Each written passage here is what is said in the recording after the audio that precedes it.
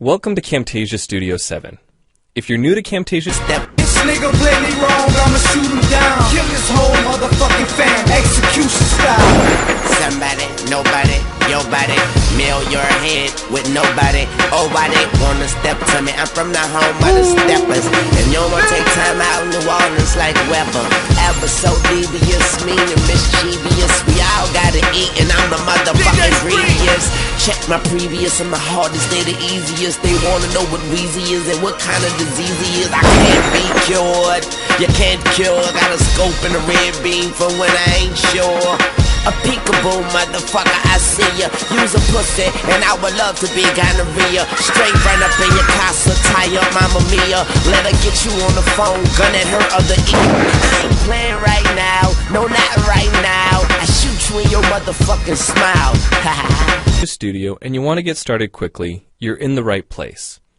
We encourage you to watch this 5-minute video to learn the basics of using the editor, including how to navigate the timeline, make some basic edits, and add special effects. The preview window is where you see the video during playback. The playback controls are located under the preview window. In fact, the video you're watching in the preview window is a sample project playing directly from the timeline you see below. After you watch this video, we hope you take some time to practice what you've learned using the content on the timeline. So let's start with the timeline. This is where you assemble and edit your videos. At the top of the timeline, tick marks represent time in terms of minutes and seconds. When building a video, you'll work in a horizontal manner, beginning from the left and moving sequentially through time towards the right. To make precise cuts and selection, use the zoom slider to magnify the view of the timeline. And when adding elements to your video, such as a call-out or audio clips, these are placed on different tracks. Tracks are created automatically, when you need them, when elements are added to the timeline. So depending on your video, you may be working with several tracks at one time. To change the position of an element on the timeline, just drag it. To change the length of an element, drag the edges in either direction. An important part of the timeline is the playhead. The playhead moves the timeline and indicates the current frame displayed in the preview window. To view your video, click play in the preview window. Notice how the video and the timeline's playhead stay in sync?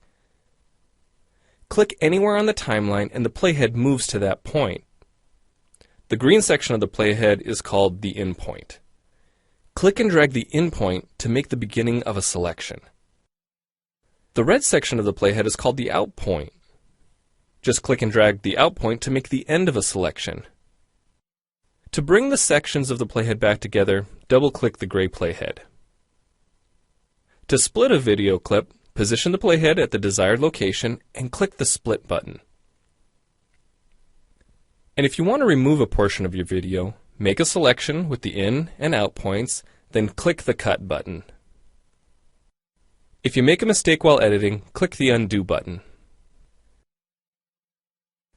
Next, we'll look at the clip bin and the library. The clip bin holds recordings, audio files, images, and title slides being used in the project you're currently working on. Then there's the library. It stores video clips, intros, callouts, title slides, and other elements that you want to use from project to project. The library is also pre-populated with professional animations, music, sound effects, and other content you can use in your video for free.